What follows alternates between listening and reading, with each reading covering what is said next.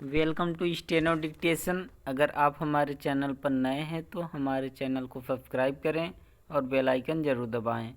Dictation 5 second बाद शुरू होगा। स्टार्ट। राज्यसभा के सभापति के रूप में अपने पहले संबोधन में जगदीप धनखड़ ने जिस तरह न्यायपालिका और विशेष रूप से सुप्रीम कोर्ट को उसकी लक्ष्मण रेखा की याद दिलाते हुए उसकी ओर से खारिज किए गए राष्ट्रीय न्यायिक आयोग का उल्लेख किया, उससे स्पष्ट है कि यह विषय केवल चर्चा तक सीमित रहने वाला नहीं है।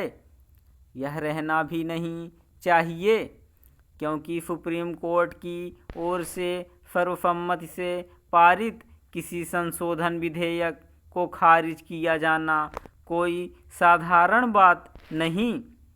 इसलिए और भी नहीं क्योंकि इस विधेयक के माध्यम से जिस राष्ट्रीय न्यायिक आयोग का गठन किया गया था वह उस कॉलेजियम व्यवस्था का स्थान लेने वाला था जिसका संविधान में कोई उल्लेख नहीं।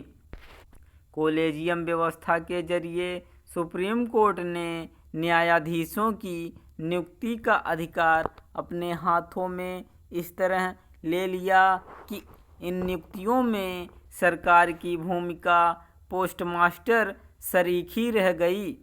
यह आश्चर्य की बात है कि नए सभापति जगदीप धनखड़ के पहले संसद में किसी ने यह रेखांकित करना आवश्यक क्यों नहीं समझा कि सुप्रीम कोर्ट ने राष्ट्रीय न्यायिक आयोग का गठन करने वाले संविधान संशोधन विधेयक को खारिज कर संसद की संप्रभुता की अनदेखी करने के साथ जनादेश का असम्मान किया।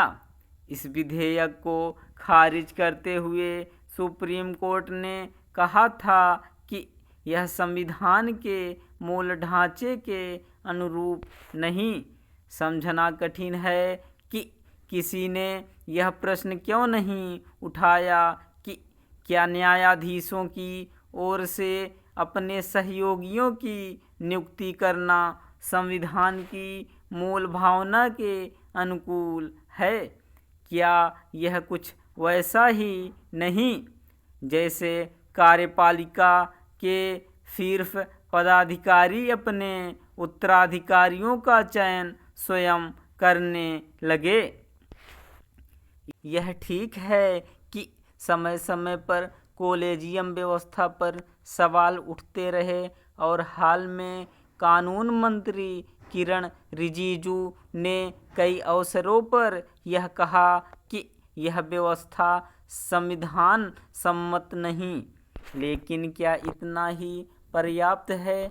यह अच्छा हुआ कि जगदीप धनखड़ ने कॉलेजियम व्यवस्था को लेकर पहले संसद के बाहर अपनी असहमति प्रकट की और अब संसद में देखना है कि अब सुप्रीम कोर्ट कॉलेजियम व्यवस्था में सुधार के लिए सक्रिय होता है या नहीं। यदि वह सक्रिय नहीं होता तो संसद को यह सुनिश्चित करना चाहिए कि यथास्थिति बदले और न्यायाधीशों की नियुक्तियों की ऐसी कोई व्यवस्था बने जिसमें समस्त शक्ति सुप्रीम कोर्ट के पास निहित ना रहे।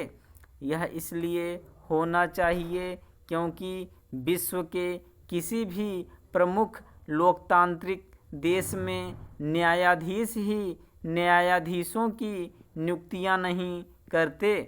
भारत में वे न केवल ऐसा करते हैं बल्कि उसकी पूरी प्रक्रिया गोपनीय भी रखते हैं। सुप्रीम कोर्ट के वर्तमान और पूर्व न्यायाधीश कुछ भी दावा करें, यह नहीं कहा जा सकता कि कॉलेजियम व्यवस्था के आकार लेने के बाद सुयोग्य न्यायाधीशों का ही चयन किया जा रहा है। स्टॉप।